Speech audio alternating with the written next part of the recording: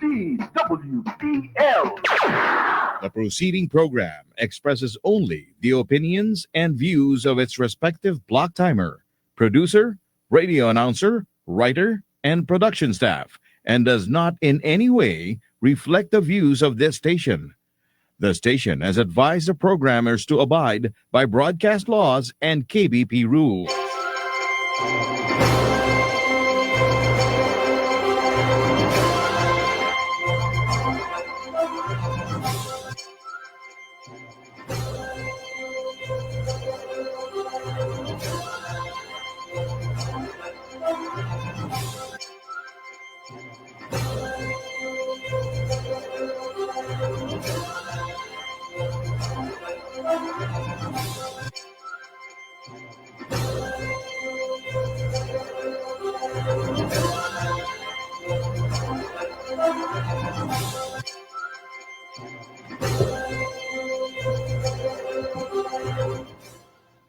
Magandang umaga. Magandang Miyerkules ang umaga. Magandang umaga mga katambay at sana maayos ang ating kalagayan. Maraming nag-iiyak at natuwa dahil sa nangyari nung Lunes. Oo nga, yun, may mga nagdiriwang, may mga nagduluksa daw, sabi ng isang kaibigan ko. Kaya nga sabi niya kahapon dapat i-declare na National Day of Mourning. No? Pero kasi siyempre, kabilang banda naman, mayroong National Day of Celebration din, di ba? Di ba, pagkatapos kasi nung pagkasara nung botohan ng presinto nung Lunes, diba, biglang lumakas ang bumuhos ang malakas na ulan, sabi ng mga iba pati ang kalikasan nagluluksa sa naging resulta ng eleksyon. Anyway, very interesting yung naging resulta. Walang mali yung lahat ng service, walang tumama sa kanila. Actually, kaya nga siguro maganda ring ma-review yung or dapat hindi ko alam paano kailangan, kasi hindi man pwede sabihin dapat i-regulate yung yung pagsa-survey kasi karapatan ng yan. Pero yun nga, kasi hindi natin may kakailan na nakatultos para sa mind Mindset, conditioning, di ba? Kasi ganito, sabi ko nga, technically impossible po talaga yung survey na mag-reflect sa totoong sentimiento na sa isang national level. Kasi ilan po ba yung ating munisipyo? Nasa 15,000 yata mahigit to. Yung ating mga presinto sa hindi, yung munisipyo mismo. Munisipyo. Siguro nasa 15,000 yata. Mamaya check natin mamaya to. Ilang munisipyo, ilang syudad, ilang probinsya. So paano mo i-distribute na pro rata basis, sabihin na depende sa laki, at sa liit, yung 1,200 respondents. Diba? Paano mo i-distribute yan para truly mag-reflect sa sa sentimiento on a national level? At ilan personal ba ang ginagamit ng mga survey firm na to para makuha niya yung kung makover niya yung area na yon in 3 days. 'Di ba? At nga kitang-kita natin na anong methodology kasi scientific ba to? Kasi kung hindi, 'di ba? Kasabi ko nga nung nabubuhay pa silang Bayani Fernando, subscriber siya ng isang survey firm, pagka subscriber ka, kahit hindi kayo commission obligado yung survey firm na mag-report sa iyo. So nagtanong nga siya, sabi niya, paano niyo determine yung mga respondents? Paano niyo ina-identify yan? Ang sagot po ng presidente ng survey firm na yon ay meron silang predetermined set of respondents. Kung 1,200 nakahanda na yan lagi ang ina-survey nila. Excuse po. Ngayon, kapag wala yung isa, yun, mapapalitan. Kaya yung dating 1,200, ang nandiyan lang 1,199, isa lang mapapalitan doon. So, nagbabago ng yung resulta, isa lang.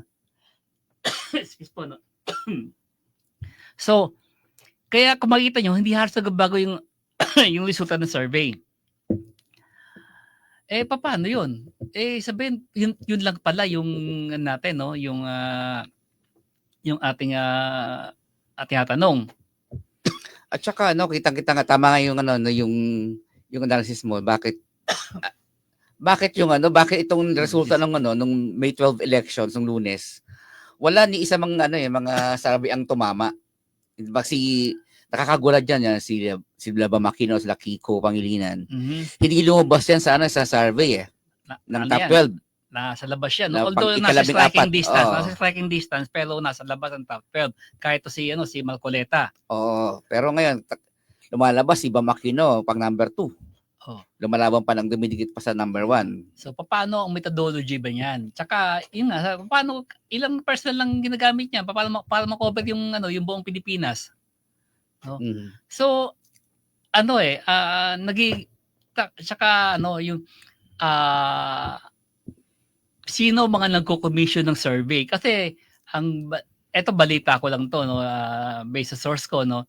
Kapag ikaw nag-commission ng survey, magsa-survey yan doon sa baluarte mo. Kaya ang resulta ng survey, panalo ka.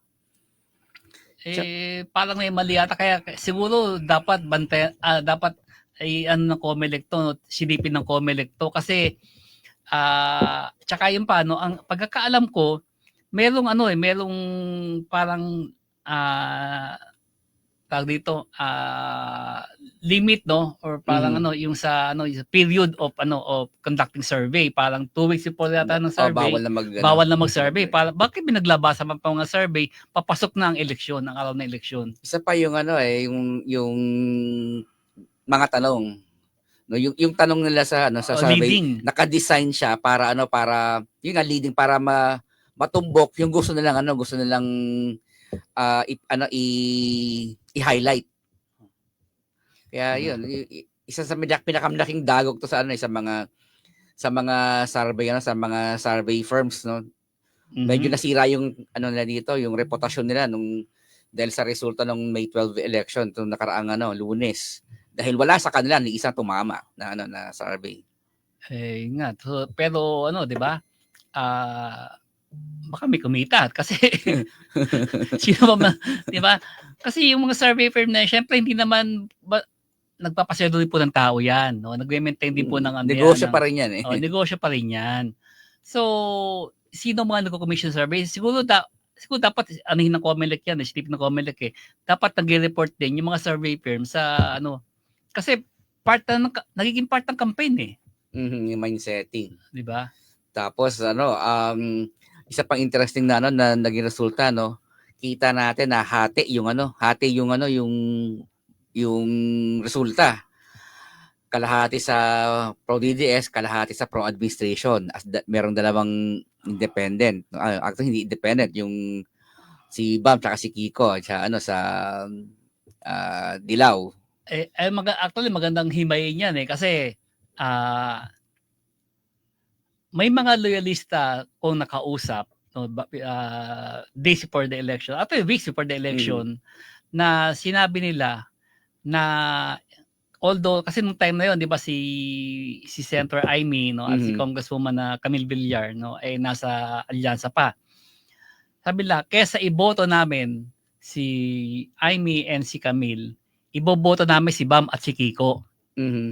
Na nasa labas ka ng ng top 12 . Tapos nung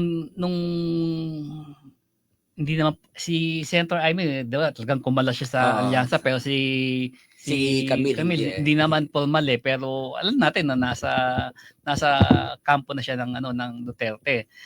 In-endorse naman to ni VP Sara. Tignan natin ang resulta. Sabihin, mas malakas ba ang yung naging tulong, no, ng mga loyalista kay Bam at kay Kiko, considering na ang taas ng nila ng pwesto.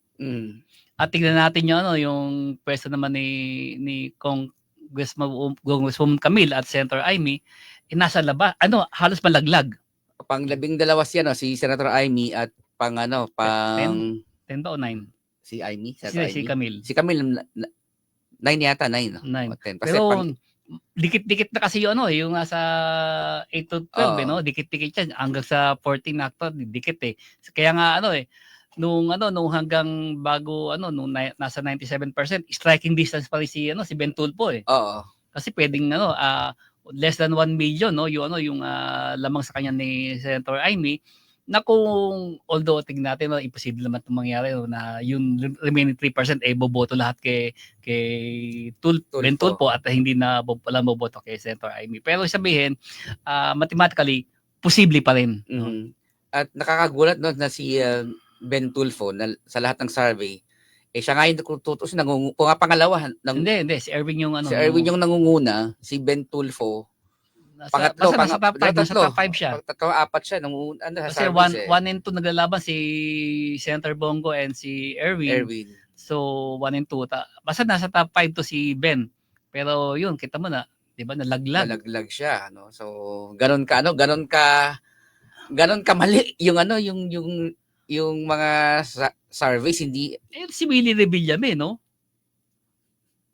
Nasa pasok yan eh. Pasok siya. Lahat ng survey, pasok siya.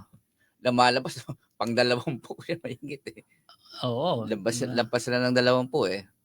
At yun nga, lahat ng mga celebrities hindi pumasok na sila Manny Pacquiao, si Bong Revilla, si Ipe, si Philip Salvador, si Willie Revillame hindi rin pumasok at siguro natuto na yung mga botante at si Pacquiao kasi returning to eh. Oo.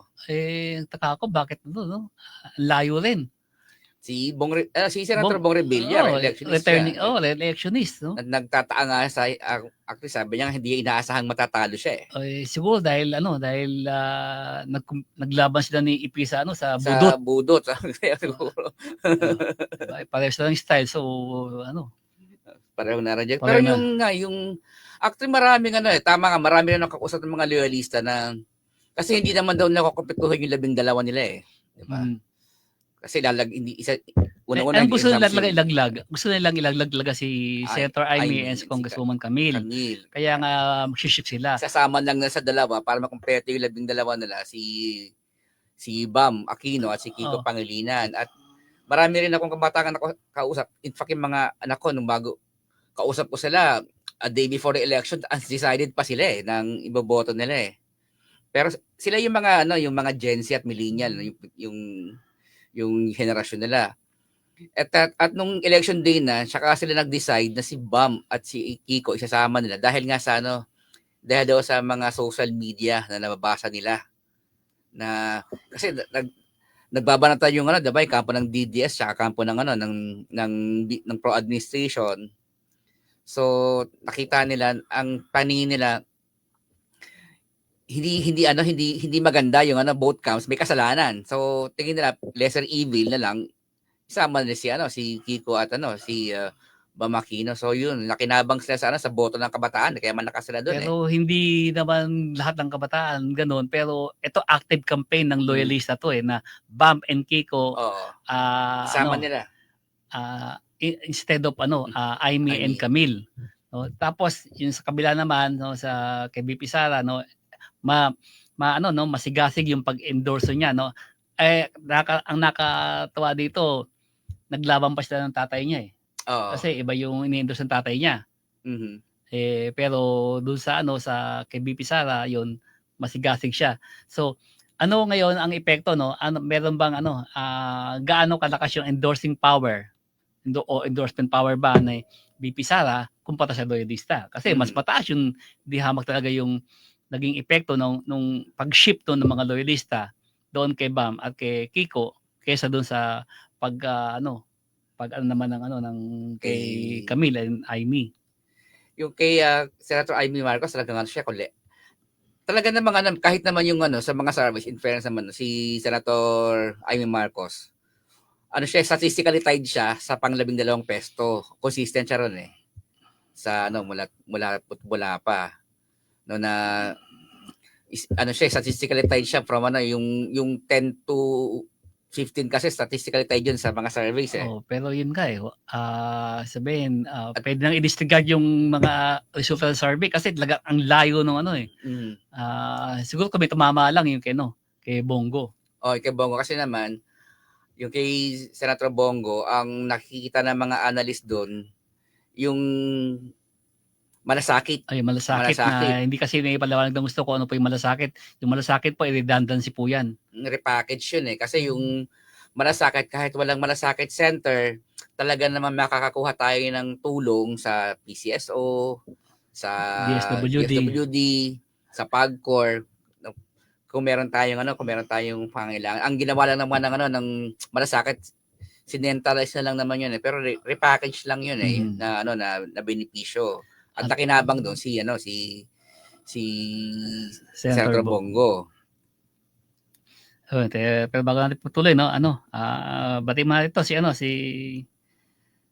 si Angelo Redaha. Magandang Miyerkules ang umaga, katambayan, simbang baklaran ngayon, Malolos, Bulacan, no? Mm-hmm. Congrats daw kay Mayor Christian Natividad. At good morning din kay Raha Soriano. Good morning po sa inyong lahat. Diana Sanchez. Good morning. Kay Angie Jimenez Punsala na nanonood ngayon yan, nakikinig sa Bataan.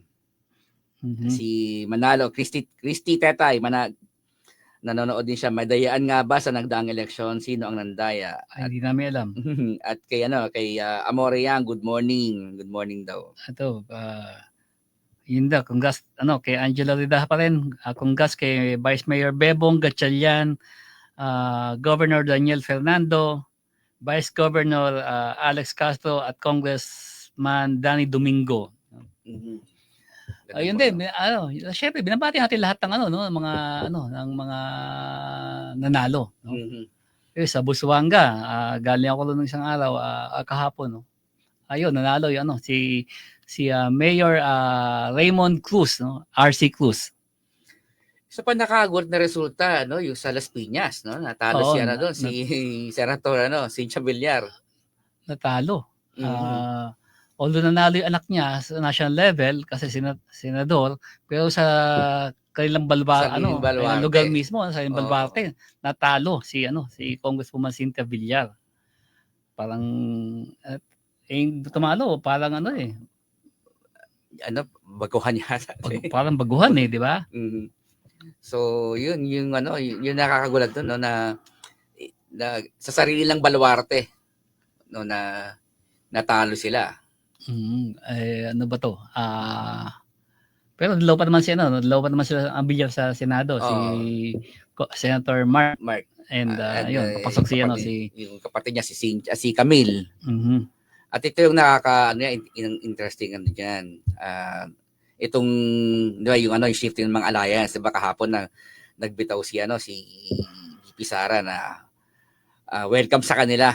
Bubuo sila ng solid opposition at welcome sa kanila kahit yung mga nasa ibang partido, yung mga affiliations pwede daw hihikayatin lang sumali sa kanila. At on the flip side, pwede rin naman gawin to ng administration na pwede rin naman nilang i-flip yung mga nasa kabilang kampo, di ba?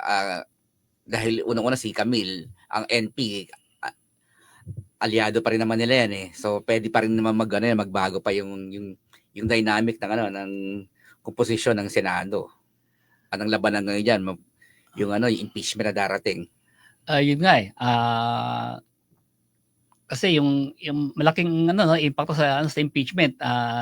Siguro sa sunod nating next week baka pwede tayo magbilangan kung mako-convict nga ba, kung may bilang para ma-convict si VP Sara or siya ma-acquit sa sweldo sa Senado sa impeachment. And bago na batiin ko lang si Myla Bosni na nanonood at nakikinig ngayon diyan sa Alaska. Good morning, Myla. Padala ka na itong yelo. Maghalo-halo kami rito. Masyadong mainit dito. Kaya nga. Ang hirap ang hirap basahin ng actually kahit yung mga political analyst, nahihirapang basahin yung naging resulta ng nung May 12 election. Masyado siyang mixed eh. Pero kita natin hati nga yung hati yung limang pro DDS, semi pro DDS pang iba ron, 5 sa alyansa at dalawang dilaw na na Ayun nga, pumasok. actually hindi na siya dilaw, pink na daw sila Pink ngayon. na Pink. sila, pink Kaya dilaw. nga may mga nababasa ako, no, yung pink wave is alive. Too early to rejoice po, and siguro dapat nga i-analyze kasi hindi po solidong pink votes yung yung nagpanalo kila Bam and Kiko, kasi sabi nga natin, 'di ba, yung mga loyalista as early as last month kaya iboto doon nila si Camille and Amy, magkano sila, no? They'll go for Bam and Kiko. So malaki po ang contribution actually, kaya nga nakakapag ang laki ng ng itinaas, no, ni Bam, no? Oo, At nag-number 2. Nag-number 2 siya. So hindi po reflective 'yan, no, sa kaya nga magulo yung may sabi na anti-Marcos sentiment daw yung resulta ng eleksyon. Paano naman yung deklarasyon ng loyalista na magbabam at Kiko sila at nag-number 2 si Bam. So hindi po hindi ang hirap, no, ang hirap basahin talaga, no. Unless isa-isa natin yung mga tao, ba't binoto si Bam? Bakit binoto si ganito, di ba? Yun nga lang ngayon nga dahil nga merong darating na impeachment trial sa darating na June at July. Siya malaking malaking impact yung naging resulta ng election at ang ngayon yung gapangan ng alliances ng loyalties sa kung saan papanig. At ngayon nga yung ibang mga kampo naman sinasabi nila ang biggest winner ng itong election is yung si Sara daw, dahil naipanalo nila si Bongo at Marcoleta, di ba, kasi si Bongo siguradong pasok na yan eh, pero si Senator Bato na medyo malayo rin to sa survey and yun pa, no, wag natin i-discount, no, yung factor ng ng INC. No, kasi kung makikita natin ang yata kasi parang ang claim yata ngayon ng INC nasa 6 million ang botante nila. Pero ang registered voter lumalabas sa COMELEC. Ang registered voter ng INC nasa 2% lang o nasa mga 1.6 million. Hindi ma-determine yan kasi yan pagka naman nag-register ka ng as botante, hindi mo ilalagay kung ano religion mo eh. So ang nga diyan, sila pa rin mag-determine, sila pa rin magsasabi kung ilan ang botante nila. Kasi halimbawa gaya niya ang pinakamalaking bilang ng botante ng alam ko nasa sa Quezon City, mga iglesia. No, pero kung assuming 6 million nga ang as they claim, no, 6 million ang kanilang botante. Palagay mo kalahati na lang doon, no, yung 3 million. Bumoto. Ito po yung malaki kontribusyon, no, sa pagpanalo ni Senator Amy at ni Congresswoman Camille. Tanggalin mo yung 3 million doon, laglag si Senator Amy at si Congresswoman Camille. Kaya hindi pwede natin iskwento. Actually pati nga si Senator Marcoleta, si Congressman Marcoleta, ganun din, no? Kasi ang epekto po niya na yan plus minus yan eh. No, plus 3 million ka, minus 3 million yung botante, yung kalaban mo. Kaya 6 million po ang diferensya niyan. Hindi po assuming 3 million na lang yung ng iglesia. Kung to their claim, 6 million yan, malaki po yun. 12 billion ang diferensya niyan. And even yung loyalty ng INC, pwede pa rin magbago yan eh. Yan. Pwedeng magbago yan sa 28, pwedeng di ba? Hindi naman kasi merong mga meron pang 3 taon. Oo. Para magbago yung yung dynamics ng ng ating political landscape, no. tatlong taon pa yan na pwedeng yung hangin papuntang sa Lac sa Malacanang ngayon, pwedeng pumunta sa hangin na punta sa DDS, pero yan yung TS napakaraming pwedeng mangyari diyan. Even nga yung mga loyalty, no, at alam naman natin na yung ating mga politiko wala naman talagang loyalty yan kung sino yung tingin nila na makapagbibigay sa kanila, makatutulong sa kanilang interest na sinusulong, nandun yung kanilang loyalty Kasi syempre at the end of the day, kahit naman sabihin mo na masyadong pinupuna, kinikriticize na yung mga politiko, pero totoo lang po nagsisilbi pa rin po yan sa kanilang mga constituents. Kaya nga po minsan kailangan marinig mo sa kanila pagka yung kausap mo sila ng one-on-one, kailangan na lumapit, dumikit kay ganito sa administrasyon or kay ganitong kahit sa posisyon, kasi ang kailangan na sino makakapagbigay ng ng kumbaga kailangan na mag-deliver sa kanilang constituent, so saan nila kukunin yan, no? Kailangan congressman, kailangan pag uwi na sa distrito nila mayroon silang dalang di ba? Bagbag na. Paano haba ng pila sa opisina niyan pagka kapag umuwi sila. In fact, every week nga meron sa mga hindi yung sabihin yung mga proyekto lang. Kailangan pag ubalik yan sa distrito, diba? May mga proyekto yan, may mga yan yung tinatawag na kasi yung pork barrel po yung PDAP, no. May component na na soft at hard. Yung hard yung mga pang-infrastructure, yung soft yung mga pang-ayuda yan, no. So mga scholarship, no, nagbibigay scholarship yan or mga panggamot, no. Pero hindi lang pula nahahawakan yan no. Bawa yung yung sa DOH, no, yung mga guarantee letter na tinatawag, no.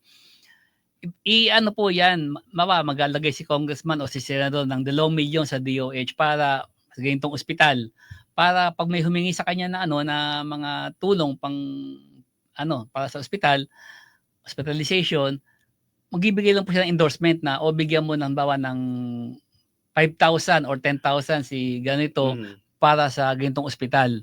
Hindi po lang nahawakan yan.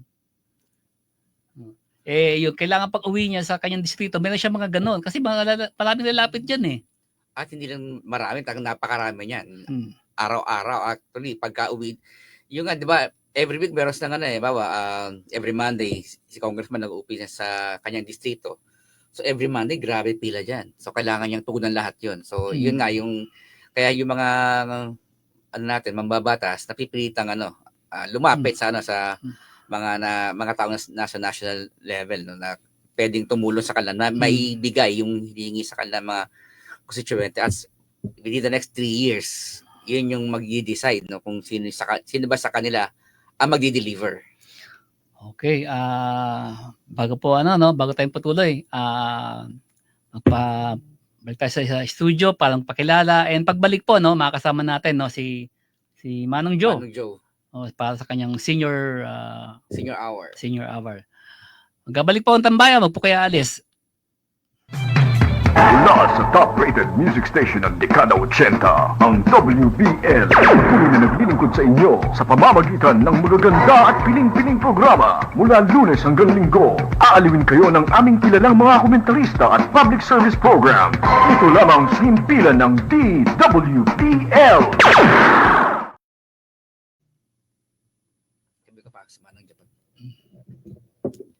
Okay, gabat ng tambayan, Manong Joe, pasok. Morning, senior hour ni Manong Joe.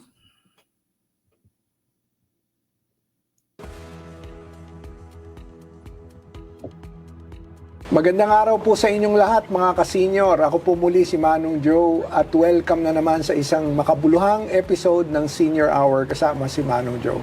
Maraming salamat pala sa ating mga followers. 51,000 strong na tayo.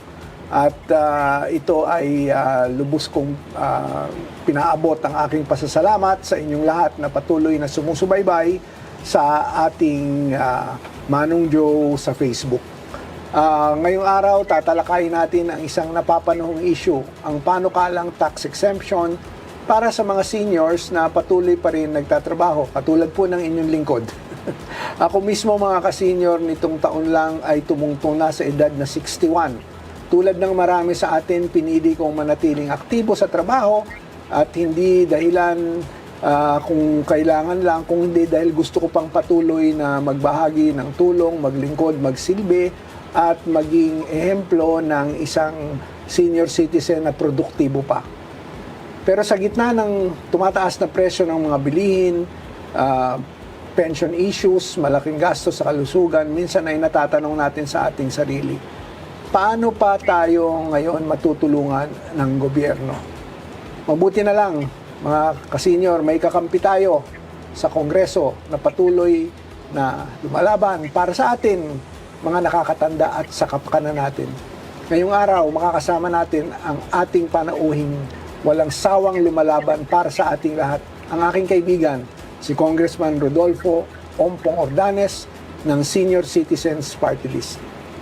Tatalakayin natin ang kanyang panukalang House Bill 2093 na naglalayong exempt sa income tax ang mga nagtatrabahong senior citizens na kumikita ng hanggang 80,000 pesos kada buwan. Kung Ompong, maraming salamat muli sa iyong pagpaunlak sa amin dito sa Senior Hour kasama si Manong Joe. Ano po nagtulak sa inyo, Kong Ompong, na isulong ang panukalang tax exemption para makinabang yung mga working seniors? Actually, kaya natin sinusulong to, una-una dahil sa hirap ng buhay, dala ng inflation, at para naman tayo makatulong sa mga senior citizen.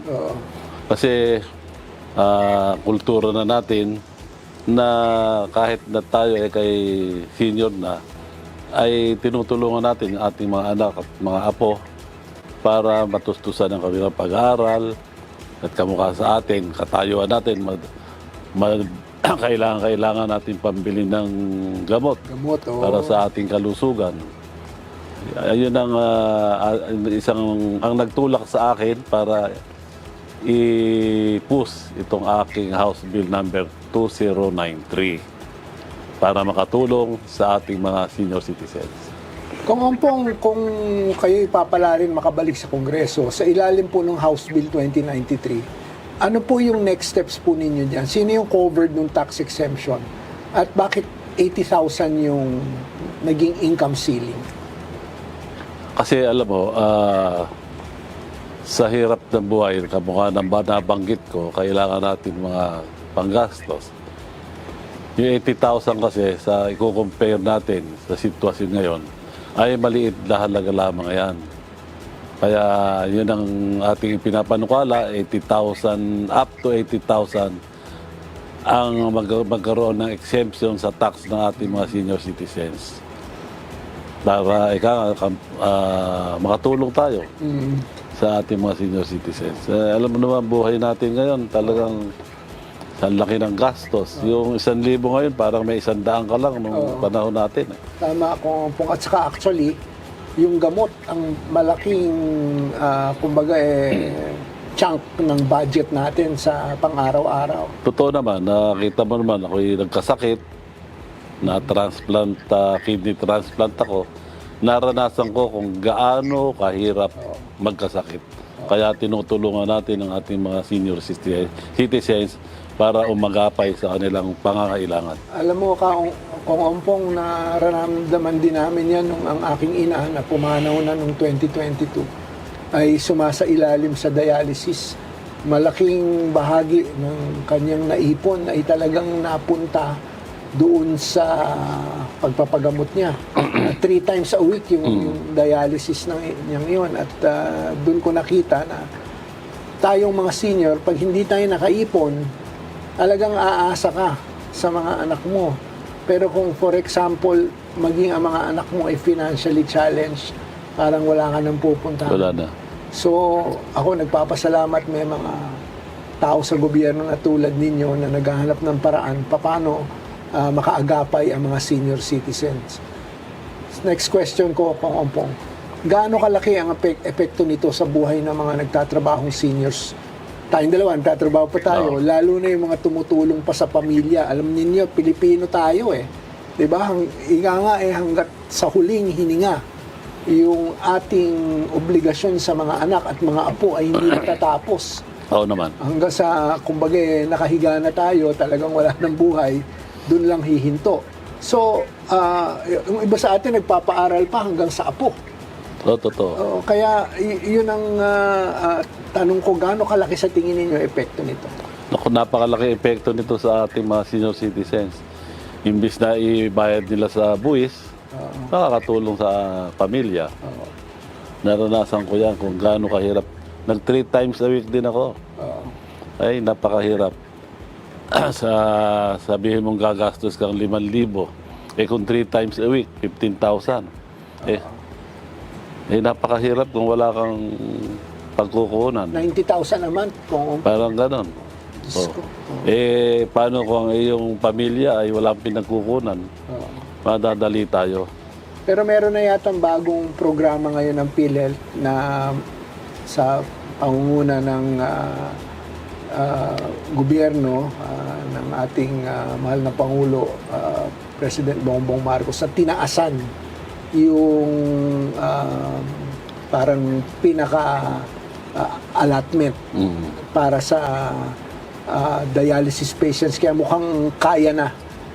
Na-interview ko kasi yung PhilHealth nung nagdaang buwan. Sabi nila mukhang kakayanin na yung pagdadialysis ng mga patients. Pero syempre, bukod naman sa dialysis, iba-iba naman yung mga sakit kung ompong Kaya siguro kailangan din natin pang patuloy na tulungan yung ating mga seniors. Oo naman, hindi naman natatapos ang gasto sa pagpapadialysis. May mga gamot tayo, mga tinatawag nating maintenance medicine. Correct. Malaking bagay yan. Ako ho, kung ompong ay diabetic. So every month, meron akong kailangang tuparin na utos ng doktor.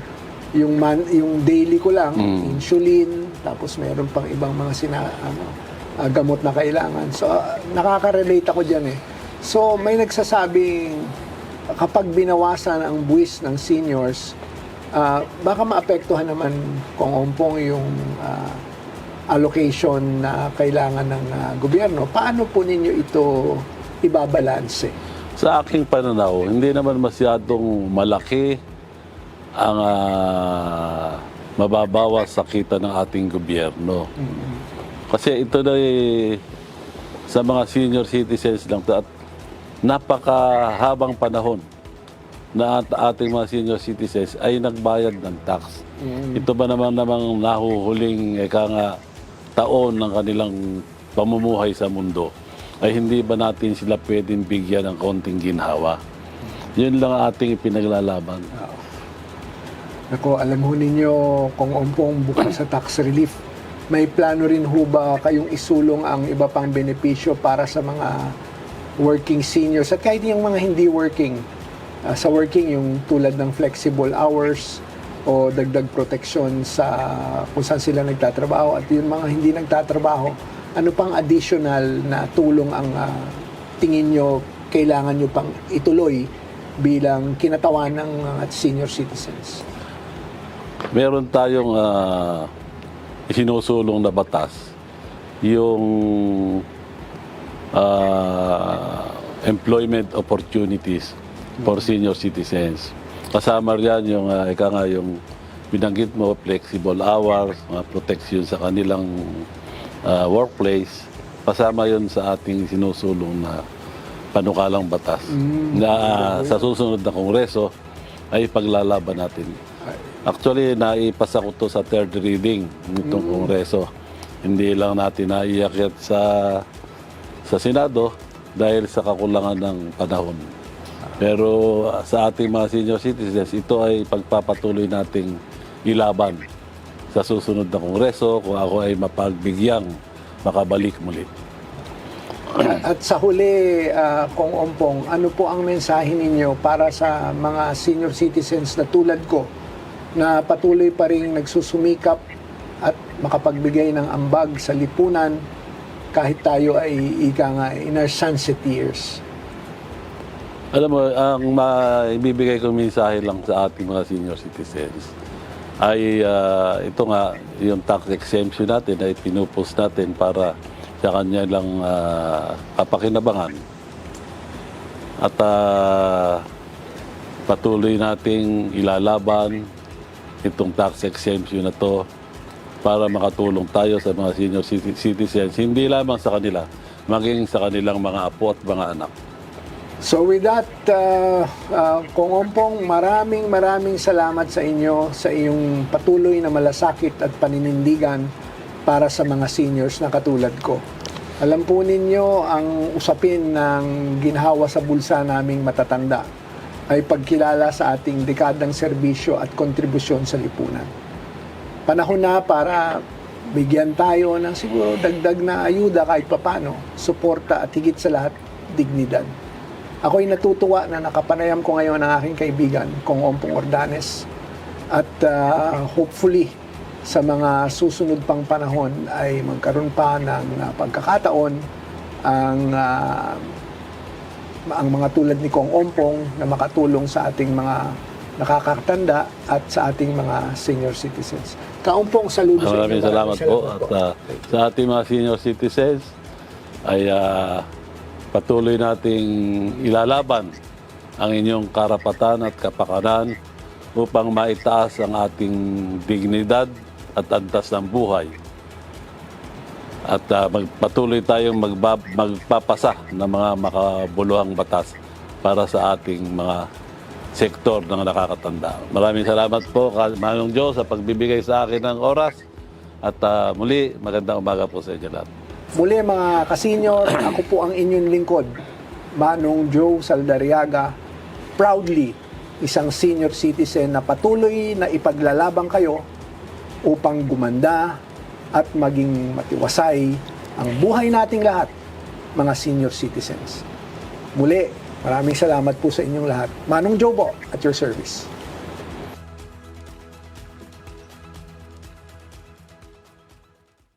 Okay, maraming salamat, Manong Joe. Maraming salamat, Oo. Manong Joe. So, bago lahat, pasalamat po tayo sa ating tagapagtaguyod, Philippine Charity Sweepstakes Office, hindi umuulong sa pagtulong. At of course, nandiyan pa rin ang Philippine Amusement and Gaming Corporation or PAGCOR para sa responsible gaming. Ayan, maraming salamat po. Una, bati muna tayo sa yung mga ating mga taga-suporta. Yan, si Mami Gillan Atienza, ako parents ko siya sa Quezon City Science High School. Si Mami Angela Curia, Mami Rose Rodriguez, Mami Annabel Gaetano. At good morning daw, sabi ni Mary Ann Torres. Si Lucy Damgo, good morning. Si Venice Montojo na nanonood ngayon sa Cavite, sabi niya, salamat po sa pagtulong sa ating mga seniors. At sabi naman din ni Mary, ito mga reaction to sana sa kay Manong Joe, no? Sabi naman ni Mary Ann Torres, nice, malaking tulong talaga yan para sa mga senior citizens na hanggang ngayon ay nagtatrabaho pa rin. Yeah, si Ma'am Elsa Juneda, no. Good morning po. Actually maganda 'yan, no, yung proposed bill ni Kong Ompong Ordanes, no, yung sa senior na tama nga naman bilang mo lalo sa yung para alisin na yung tax, no, sa mga senior citizens kasi guys sa atin, no, dito normally estudyante ka pa, nagtatrabaho ka na, iba yung mga working student. So, siguro mga 18 ka pa nagtatrabaho ka na. Minsan nga, maaga pa nagtatrabaho ka na before ka mag-18, no? Yung mga crew dyan sa mga fast food. And then, pag graduate mo yan, full-time employee ka na hanggang 60, no? 40 years, no? More than 40 years of your life. Hindi mo, kasi di ba sabi 25 years retireable. Pero ito sa atin, 40 years kasi sinasagad mo yung hanggang 60. And minsan nga, no, hanggang gaya nga nabanggit ni Manong Joe, labas ka ng 60, retired ka na, dumidiretso ka pa rin sa pagtatrabaho. So, kung 60 ka na, sabihin, two-thirds of your life, no, nagbayad ka ng tax. Pagdating ba naman ng pag-retire mo, kung may konting kita ka na syempre, normally, pagdating mo ng 60, meron ka ng mga iniinda niyan. Oo. Marami ka ng mga maintenance. Kasi pagdating na lang 50, marami ka ng iniinda. Nagsisimula na yan. tapos ganun pa rin kalaki yung yung tax no na sa kakaunting kita mo kasi hindi ka na makakuha ng trabaho na na na sabihin yung mga Dito kasi, sa Pilipinas kasi bawal tumanda eh. Diba dito, pagka nagad ka ng 40, mahirap ka nang maghanap ng trabaho eh. Kalaban mo, mga bata, itulad sa ibang bansa, lalo sa mga western countries, kahit na 70 ka na, 80 ka na, basta qualified ka pa sa trabaho, kaya mo pang ganun, pwede ka pa magtrabaho. Kung makakuha ka man trabaho, hindi na yung kagaya na yung mga sabihin, mga high paying, mga so you have to Tsaka karamihan ng senior citizen nga, tama nga si Congressman Ordonez na karamihan ng retired sa Pilipinas hindi pa financially independent. So umaasa sa sa anak, kaya kung may tax pa, malaking bagay 'yun eh. At ang mahal ng mga gamot ng ng mga maintenance, pang hypertension, pang diabetes, yung mga normal na and dahil prone ka sa sa puso, yun ang mahal kapag yun yung mga test lang angiogram and then biglang recommended na angioplasty or open heart surgery. Yung mga ang mahal po noon. Saan naman kukunin niya ng senior citizen na kumikita lang kakarampot na lang. Kung meron pang kinikita, kung di umaasa sa pensyon. Kasi nga, hindi naman lahat ng senior citizen dito sa atin hinahire pa pag ng trabaho diba? Ang liit ng pensyon hindi yan yung pensyon mo nga, baka nga kulang pa sa pang-maintenance mo yan Pangkain lang siguro yun Like yung SSS benefit mo or yung GSIS pension mo, hindi siya ganun kalaki hindi siya abot ng 10,000 pesos. Depende sa sa contribution mo kasi daw pwede kang pwede kang magdagdag kung gusto mong doblehin yung yung contribution mo kaya nga sabi nga ni Menchi Manalo Mendoza, sana mapasa yung bill. Yun nga kasi nagiging problema natin dito sa kapag meron kang proposed bill, kailangan within doon sa Congress na yan, ngayon 19 Congress, kailangan maipasa yan. Both houses, magbabay-cam pa yan, and then per second, third reading, bycam, babalik yan sa tapos bago pa sa palasyo para pirmahan ng presidente bago maging batas. So dahil hindi yan natapos nitong 19th Congress, i-refile po yan ngayong 20th Congress. Pero sino bang may kasalanan ko bakit hindi na-aprobahan yung bill na ipasa yung bill na yan? Kasi na-interview natin si Congressman Ordonez nung January. Same topic, sabi niya, yung mga proposed bill na yan, natenga sa Senado. Nahawak ng komite ni Senator Amy Marcos. So ang umupo dyan sa mga bill na yan ay si Senator Amy Marcos. Ayaw niyang actually may lumabas na yan mga story kung bakit ayaw inuupuan talaga ni Senator Amy yung bill ng senior. Natulog din niya sa kanya hindi gumalaw pagdating sa committee niya. Hindi siya nagpatawag ng mga hearings, so natenga ron sa kanyang committee yung paano kalang batas na yan ni Congressman Ordonez. Hanapin ko yan kasi alam ko merong merong aligasyon kung bakit inupuan niya ni Senator Amy. Hindi lang sana nga kung alam lang siguro ng mga senior citizens na kung sino yung may kasalanan sa kanilang hinihintay sana karagdagang benepisyo. Ang may kasalanan po niyan si Senator Amy Marcos according to Congressman Ordonez. Hindi, tsaka kay Congresswoman Magsaysay, sinabi niya din yan. Kaya nag-rally sila nung nakaraan sa wala. Talagang wala kang magagawa. Nasa committee niya yun diba? Prerogative kasi ng committee chairman kung magpapatawag siya ng hearing para pag-usapan yung paano kalang batas. Kung hindi siya nagpatawag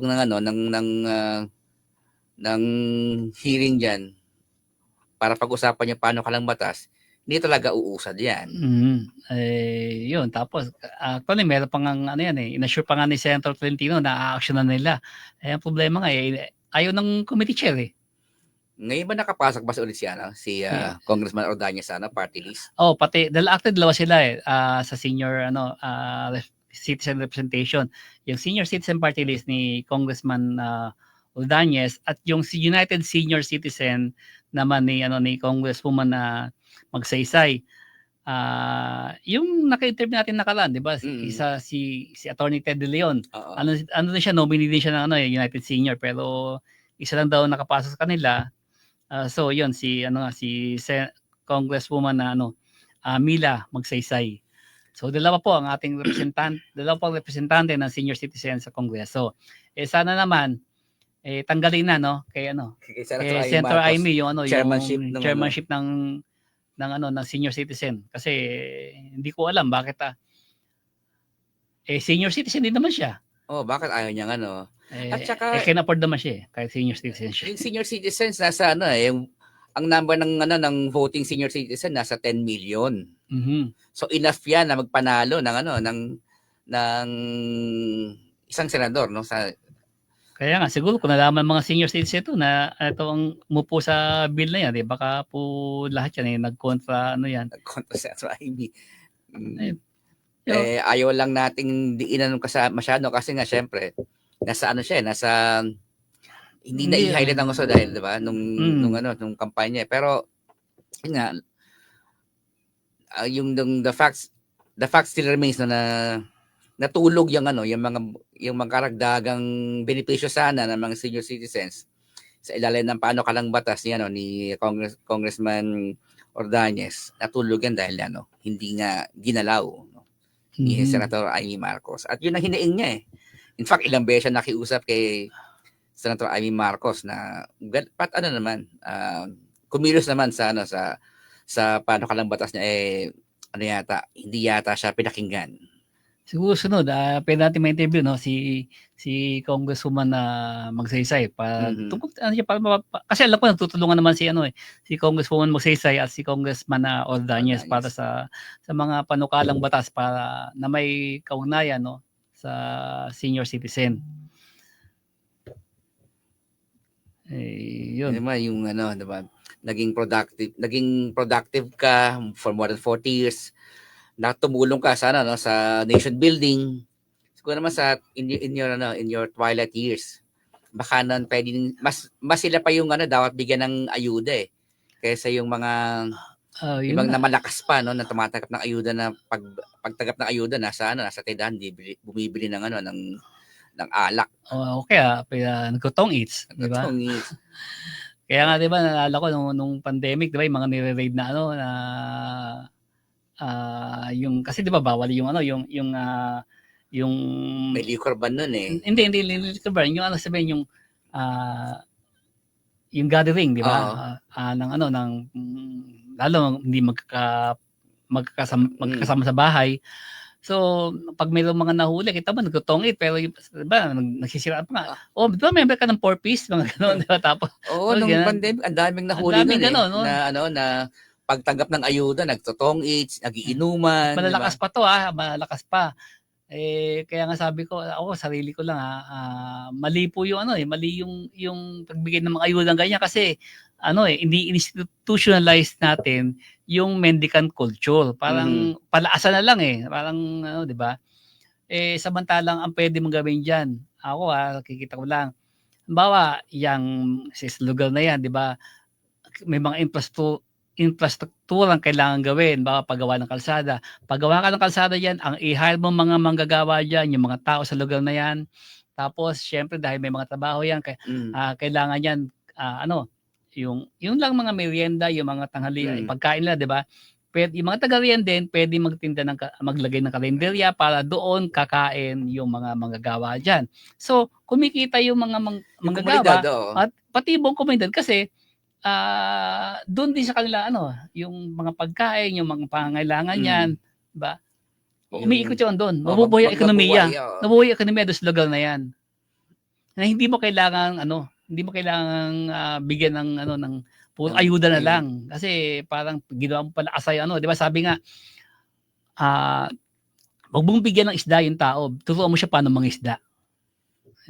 At saka ang problema yan, ang nagbabayad yung middle class, 'di ba? Oo. Kaya nga may nabasa akong isang meme, natatawa ako. Sabi niya kapit lang, tuloy lang ang laban kasi maraming umaasa sa mga tax natin. 'Di ba? Di ba? Tsaka yung yan, speaking ng pandemic, dahil simula yung todo-todong ayuda nung pandemic 'Di ba na bilyong-bilyong halaga ang pondong inilaan sa Oo. bayanihan fund. Oo, tapos kaya nagtuloy yan. Ayan, yung AIX, yung tupad. Oh, tupad na pero yung tupad merong katumbas na trabaho doon yung magwawalis ka sa barangay. Mm. So pagka nakasama ka ron, magkatrabaho ka sa komunidad mo, magwawalis kayo, may kapalit na na ayuda, sweldo. Parang sweldo rin yun Pero yun nga kasi, 'di ba? Pwede naman yung sabi ko nga yung mga infrastructure. Maraming pagawaing diyan. Pwedeng isang bayan, 'di ba? Alos mga probinsya, maraming mga kalsada po diyan dapat pang ayusin. ayusin. Yan, napunta alam nyo, ito kubera lang kung sana, natakunan ko yung sa Busuanga, yung grabe ang haba ng rough road. Pero yung pala, may budget pala para gawin yung kalsada. Ang ginagawa, 100 metro lang, tapos rough road na naman. Diba? Asan yung pondo nun? Bakit ganun bakit ganun yung paggawa ng kalsada ron? Pero provincial provincial government to. So kung yun lang, 'di ba? Alam ko 100 milyon ang halaga nito. Kumuha ka ng mga taong para diyan sa lugar na yan para maging mga manggagawa diyan, 'di ba? Dahil malayo sa walang mga halos kabahayan doon. So may magtatayo diyan ng mga kalendarya para do sa habang may construction. Di sabi ko nga, 'di ba, yung nabubuhay yung ekonomiya diyan sa komunidad na yan. Yung nga nakakapagtaka yung Palawan, 'di ba? Talagang primary tourist destination sa Pilipinas. Diba, number one, island. World's best island. World's best island, number one, no? To visit. Pero yung infrastruktura dyan, lalo yung internet connection, hindi maganda Oo. Pero yung distrito ni Pulong, Congressman Pulong sa Davao nakatanggap ng 51 billion. No? Hanggang ngayon binabaha pa rin daw, sabi nila. Saan napunta yung bilyong pondo ng infrastructure doon na sana inilaan na lang sa ibang distrito. Wala ka naman kailangan gawing pang kalsada sa Davao para bigyan mo ng ganung kalaking pork barrel na pondo alam mo lahat yan, 'di ba? Ganoon ka pati mga yung yung hindi pantay-pantay na development ng mga bayan. Isa rin yan sa dahilan kung bakit grabe ang traffic dito sa Metro Manila at sa ibang mga unlad na syudad. Kasi lahat ng mga tao halos kapag mag-aaral pupunta ng Metro Manila o ng Davao o ng Cebu, 'di ba, para diyan mag-aral. So mga tao diyan. At pagka-graduate ng mga estudyante niyan, hindi na aalis ang Metro Manila, hindi na aalis ang Cebu yan kasi nandoon yung trabaho. Pero kung ma-develop mo itong yung mga ibang bayan, 'di ba? Maglagay ka ng mga eskwelahan diyan, maglagay ka ng mga mag-develop mo yan, bakit ako lulubos ng Maynila para doon ako mag-aaral. Lalo yung turismo, kung mapapulad natin yung mga tourism destinations natin. Kasi una-una reklamo sa mga tourist destinations natin, maganda nga. Ang problema, infrastructure, hindi ganun kaganda. Una-una, kalsada. Alam, internet connection. Pero kung maaayos mo yan, maayos mo infrastructure sa mga tourist destinations na yan, ang tourism industry kasi yun ang isa sa mga pinakamagandang industry kasi hindi lang yung marami siyang sub-industries na pinanganganak na natutulungan. Bawa, bukod sa mga hotels, kailangan niyan kumain. Kailangan niyan sa gabi, kailangan niyan magliwaliw, kailangan niyan mag-bar, mag-disco, magsayaw. Kailangan niya ng mga souvenir items. Na yung mga yon, kung maunlad yung infrastructure diyan sa tourist destination na yan, di meron kang mga kababayan diyan na gumagawa ng mga souvenir items. Dagdag income yon. Meron diyang mga kababayan natin gumagawa, nagtitinda ng mga pagkain, like pati restaurant industry mo mabubuhay. Alam mo yung sa Busuanga kasi no, napakalaki pala ng Busuanga at ang ganda na marami silang tourist attraction diyan, at saka maganda yung mga beach. Alam mo, ini-imagine ko lang parang Florida eh. Mhm. Parang 'di ba? Na pwede mong i-develop siya na isang marami kang pwedeng tayo mga negosyo doon. Oo. Pero ang kagandahan noon, malapit naman sa sa mga beach, sa mga 'di ba? So parang sabi ko, parang pwedeng gawin parang Florida. Yun nga lang kasi infrastructure. Paano ka mag-invest kung walang Miami, kalsada? no? Sa Miami, 'di ba? Oo. Ang mahal lang andun ng maunlad yung Miami, no? Tapos maganda rin yung yung mga andun. Kasi yung mga nakarating ako sa Busuanga, ang ganda-ganda diyan eh. Ang problema nga diyan, ang hirap pumunta sa pero ang maganda naman diyan yung mga local government diyan. Hinati-hati rin nila yung yung mga diyan pupuntahan mo. Ito sa barangay na to, ito yung ito yung pinagmamalaki nila. Itong barangay na to, ito yung pinagmamalaki nila. So para lahat ng barangay na ikinabang. Ang problema yung pagpunta, bawa nakastay ka sa hotel mo, para mapuntahan mo yung isang beach, you have to travel 4 hours. Hindi Kasi naman, nga hindi ba, siguro mga mga isa dalawang magit 1 hour o Halimbawa, nung nasa nung Puerto Princesa, from Puerto Princesa punta sa 4 na oras yun eh. Kasi yung Busuanga isang isla yan. Oo. Merong sariling airport eh. Kaya sana yung yung bagong elect na mayor doon, si Mayor Raymond Cruz, no? Sana mapaunlad niya tong Busuanga, yung punta ko diyan yung resort na, tapos yung isolated kasi yung yung isang magandang beach doon eh. Yung 2 oras yata biyahe doon. Yun nga kasi yung infrastructure hindi ganoon kaganda. So paano ka mag-invest kung investor ka na grabe walang po ang kalsada, kalsada? puro rough road. Halos rough road. Meron mga magandang kalsada, pero yung mga sa gilid-gilid yung papuntang beach, nako, grabe. Tricycle lang nga sakyan mo. Kasi nga hindi kaya ng masisira. So yung sana natin yun, i-develop natin yung infrastructure sa sa ating mga tourist destinations. Anyway, yun, bago bago tayong patuloy, no? Balik po tayo sa studio para magpakilala. Pero bago yun, pasalamat muna tayo sa ating tagapagtaguyod, no? Philippine Child Sweepstakes Office, hindi umuulong sa pagtulong. Ang Philippine Amusement and Gaming Corporation o PAGCOR para sa ating responsible gaming. Kaya Ales, balik po ang ating tambayan. Mula sa top-rated music station ng dekada 80, ang WBL. Tuloy na naglilingkod sa inyo sa pamamagitan ng magaganda at piling-piling programa. Mula Lunes hanggang Linggo, aaliwin kayo ng aming kilalang mga komentarista at public service program. Ito lamang sa himpilan ng DWBL. Okay, nagbabalik po ang tambayan. Magandang umaga po ulit, Magandang mga umaga ulit. katambay. Salamat po ulit sa ating tagapagtuyod, Philippine Child Sweepstakes Office, hindi umuulo sa pagtulong, at sa Philippine Amusement and Gaming Corporation for your responsible gaming. Okay, ngayon, halos lahat po naproklama na, mga kandidato, maliban sa senador, hindi pa yata proklama iba, no? Kasi pa siya, nagkahapon na-convene na ng ang COMELEC bilang certificate of Board of Canvassers. Kasi kailangan mo lang formal i-canvass yung votes para maiproklama nila ng formal yung 12 senador. Pero yun, may mga may mga area na sinuspindi ng COMELEC yung proklamasyon dahil may mga kaso nakabinbin.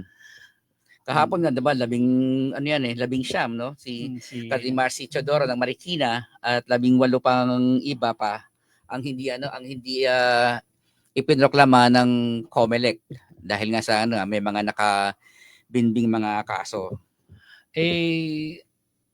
Ang tanong ko dito paano yung isa pa bakit yata kasama rito yung proklamasyon ng Cebu Governor? Kasi alam ko nag-file lang si Cebu Governor Gwen Garcia na isuspend yung proclamation ng nanalong gobernador na tumalo sa kanya kasi meron din nakabinbin na kaso. Bakit hindi ito sinama ng COMELEC? Pero ang tanong ko dito ganito, paano yung mga natalo na may disqualification cases? Na kailangan din siguro na aksyonan ng COMELEC to kasi ano to kung bawa ngayon 'di ba nag-violate ka na ng ng mga COMELEC Comelec rules. COMELEC rules. Sa paano tatakbo ka ulit sa next election? Mhm. Na hindi naman na-resolve yung kaso mo, Kasi wala na nag-file, wala na nag-pursue ng kaso mo dahil Oo. talo ka na eh. pero dapat aksyonan pa rin yan. Halimbawa, gaya alam ko, kay Rose Nonolin, no, may nag-file ng disqualification dyan. Kasi Quezon Mhm. City ako Quezon City tayo, no? May nag-file ng disqualification cases dyan. Yung pag-disregard ng COMELEC directive na no campaigning on Monday, Thursday, tsaka yung vote buying. Pagka ba ito na napatay ang guilty, sila ba ay ibaban for running again sa public future office, or in the future? Kailangan resolbahan to, or kung ano man, kailangan bang bultahan na lang, or hindi po, parang hindi malinaw yung dito yung ng COMELEC kasi porke ba natalo titigil na tayo.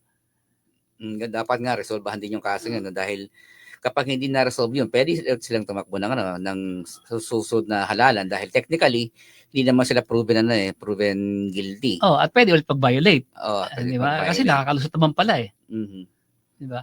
Yung nga yung dapat dapat sana report pa ng election day, dapat na-actionan na to na-resolbahan to At even nga after ng election, meron ng resulta sa pwedeng sabihin ng COMELEC, hindi na kayang tapusin lahat ng kaso before the election Kasi meron pa sa ibang trabaho. Pero kahit na tapos sa election, dapat kahit na natalo, ipursu pa rin nila yung investigasyon o yung pagdinig sa mga kasong yan para magkaroon ng sabi nga na closure.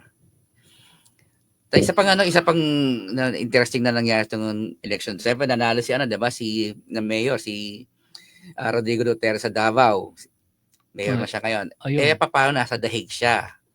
Paano siya ipoproklama ng Hindi, sabi naman ng COMELEC, kaya niya i-proclaim niya kasi pwede man mag-proclaim in absentia Mhm. Sabi ni parang kay COMELEC chairman na Garcia. Yeah. Pero ang tanong doon, paano siya mag-take ng oath? Oo, yun yung oath-taking. Di ba? Ang sabi niya, ang COMELEC hanggang proclamation lang. Yung oath-taking niya na siguro pag-assume ng office, DILG na. Kasi hindi naman siguro magpapadala pa tayo ng tao para lang iproklama siya, magkaroon siya ng formal na oath-taking sa dahig na sa kulungan. So kung hindi siya makapag-take ng oath of office, ano ang dito? Implikasyon. He will kaya siya iproklama ng COMELEC bilang rightful winner ng May 12 election sa Davao, pero yung oath-taking ibang usapin yun hindi po ako kasi hindi po kami lawyer at hindi lalong po kami hindi po kami eksperto sa mga election law kung hindi po siya nakapag-take ng oath, mayor pwede lang bang siya. pwede bang mag-take over yung vice Mayor vice mayor hindi naman nakapag-take ng oath yung papalitan niya. Mhm. So sino dapat ang nag-assume ng office? Yung bang vice mayor O yung second candidate with the second number of votes. Diba? Parang ang hirap yata hindi ko po alam kasi sabi ko Test hindi case siguro sa ating mga abogado, diba? sa ating legal Kasi hindi naman nakapag-take ng oath So bakit yung sino papalitan ng vice mayor hindi nga nag-take ng oath yung mayor, Mhm. Yan? Test case sa ating legal system. di ba? Di ba ang siyempre mag-take over lang siya doon sa duly elected and yung duly elected ba hanggang sa election lang or yung pati pag-take ng oath yung ba yung definition ng isang duly elected? Kasi 'di ba legally you have to take oath to take oath to legally claim your position Kasi yung nanalo ka lang kasi it doesn't kailangan pa rin formal na makapanumpa. Yun nga Kaya paano na ang usapin ng Davao? Eh maganda na siguro next time siguro baka pwede natin ma-interview si si COMELEC Chair Garcia. Garcia or sana nga si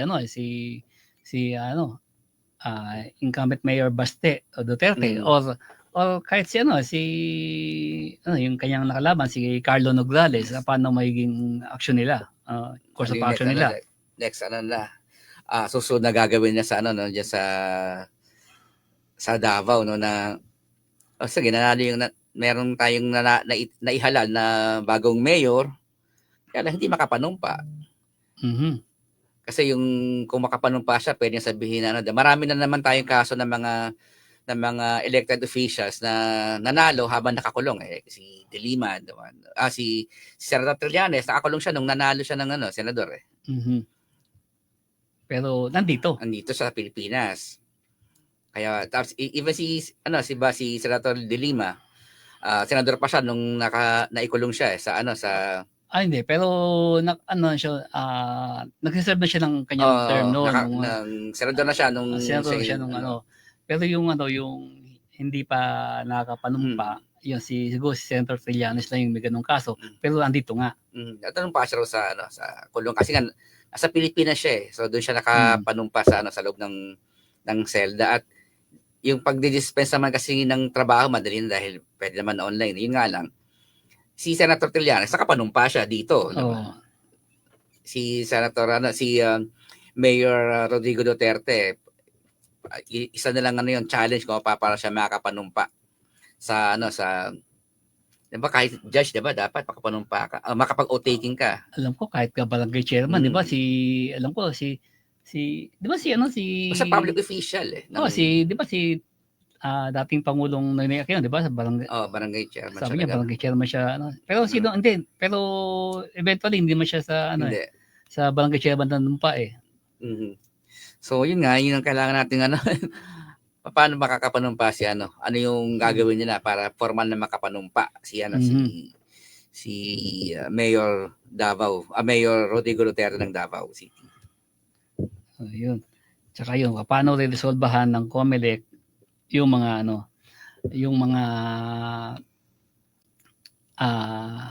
natalo pero may disqualification cases. So, kakalimutan na lang dahil talo na yan Yun ang dito sa Pilipinas kapag natalo ka nakakalimutan na yung mga issues na pag mainit na pinag-usapan during the campaign. Ngayon after the election dahil may resulta na wala nang nagkaka-interest na magpurso ng mga ng mga kaso o issues na napag-usapan nila Parang kalimutan na lahat. Ayun. Speaking of kanina sabi natin na si VP Sara nag-invite ng mga nanalo sa kabilang partido para tumulong sa kanila. Ganoon din man si Pangulong Bongbong Marcos na gante na magandang unity although hindi man direktang nag-invite o nang-iengganyo sa mga ibang nanalo para sumapi sa administration both sides yan coalition yun nananawagan ng unity. So anong dating di syempre ganun din punta kayo sa amin. Tsaka yun yung sinasabi niya di ba ni dating spokesperson Harry Roque na dahil sa resulta ng nangyari sa Senado lame duck president na si Bongbong Marcos mahirap niya i-claim kasi unang-una 5 pa rin yung nanalo sa unang-una ngayon sa present Senate mas lamang yung yung pro-administration senators. Yung nanalo ngayong resulta ngayon sabihin mo natin tig-5 sila at dalawang taga Pinklawan. Hindi mo pa rin pwedeng sabihin na mas lamang pa rin sa bilang sa Senado ang administration. Hindi ko alam sa inuhugot niya ni dating spokesperson Harry Roque yung kanyang yung kanyang analysis na lame duck president na ngayon si una tandaan niya na tandaan natin na yung dalawang nanalo na yan ano yan, anti ano po yan, kalaban po ng nakaraang administrasyon, anti-Duterte po yan. Directly speaking, anti-Duterte po yan. Oo, si Bam tsaka si Kiko. Pangalawa, So kung anti-Duterte yan, no, saan pupunta yan? Sa makikipag-alyado yan, sa kawalis siya sa kahit tactical alliance, pupunta po yan sa administrasyon. Kasi mas kailangan nila. Mhm. Kaya nga po sa minimum, ang magiging ano dito, no, magiging bilang no ng pro-administration senators nasa 14. Depende kung saan pupunta saan makipag-alyado si Senator Pia Cayetano, no? Kasi bagamat kapatid siya ni Senator Alan Cayetano, siya naman ay tumakbo under ng alyansa at wala siyang binanggit, no? Wala siyang state pronouncement na anti-administration. Isa pa yung alam naman natin na merong kaso sa ICC si Senator Bongo at saka si Senator Bato de la Rosa. Kahit si BP Sara po, alam VP ko. Sara, meron silang kaso. At kung inaasahan natin na lalabas anytime yung yung warrant of arrest laban kay Senator Bongo at saka kay Senator Bato de la Rosa. Paano kung mabitbit sila ng Interpol papuntang The Hague So babawasan na naman ang dalawa yon. Dalawang sa bilang ng DTS. Pangalawa, yung sinasabi natin na yung iba ang agad sa 2028 masyado sila mag-isip na nanalo raw lamang ngayon ang Duterte forces dahil nakalima sila, nag-number 1 si Bongo. Ang problema naman nila, alam din naman natin na merong person na alitan si VP Sara at si Senator Bongo, no? Hindi magtatabi sa isang kwarto. In fact, in-endorse lang ni Sara, 'di ba? Si Amy at si Camille, hindi endorse si Hindi ko Senator Bongo, hindi ko nakikita 'yon na yung nag-number 1 si Senator Bongo ay parang kumbaga ito yung parang advance preview ng 28 election kasi kung ganoon po talaga kalakas yung Duterte camp, sana na ipanalo niya yung Duterte. Oo. Diba? Laglag yung ibang kandidato, sobrang lang layo eh. Una yan si Bongo, sabi ka nakinabang yan doon sa Malasakit Center, no. Siguro si Senator Bato. Oo. Pero bakit hindi nabitbit yung iba? Sabi ko pa nga rin, isang malaking factor diyan yung INC votes, no, na hindi nila pwedeng panghawakan. Mahirap po 'yan kasi hindi naman yung INC po hindi naman po 'yan parang yung kay Kibuloy, 'di ba? Na nakadikit lang sa ganito eh. Pwede pong pwede pong magbago 'yan, depende po sa kasi syempre to religious group to, hindi naman tumitingin syempre sa ng kanyang flock, no, ng kanyang so hindi yung pwedeng panghawakan 'yan. Tsaka kung mag-usapan na nila ng 2028, no. Si Senator Bongo kasi lang yan, kung ano yung sabihin ni former President Rodrigo Duterte, kung ano yung sabihin yun ang gagawin nun eh. May edad na po si Senator. Wag naman sana na mangyari. Sakali may mangyari kay former President Rodrigo Duterte sa The Hague at mawala siya. Yung alliance ni Senator Bongo at VP Sara, definitely hindi mangyayari yan. Saka yun nga, hindi magkakampi yan. Dapat sabi ko dapat natin tignan yung factor ng loyalist support doon na inextend kina Bamakino at Kiko Pangilinan. Compared doon sa support na inextend ni VP Sara kay Amy at kay Camille. Mas mataas yung naging So hindi po ito preview ng 28 election na pabor sa mga Duterte, baka pabor pa to sa ano sa kung magjo-joint force Oo. ang magjo-joint force ang ano ang Biglawan at BBM forces, loyalist forces. yun po ang tingin ko malakas na puwersa. So magbunga ng magbilang ng sisiw hangga't hindi napipisa yung itlog. 3 taon pa yan napakarami pang pwedeng mangyari At yan. historically no, pag maaga nagdedeklara, maagang nagigiba. Mhm. Balikan natin po yung yung karanasan ni dating Ngayon, Senator Manny Villar, Manny Villar. diba? Ang agang deklarasyon nun wala pang 2010, giba na siya. So ang baba na. Okay, rin kay Vice Mayor, Okay, Vice President, Vice President Jojo Malbina, Jojo ganun din Urbina, nangyari. diba? Maaga nag-peak.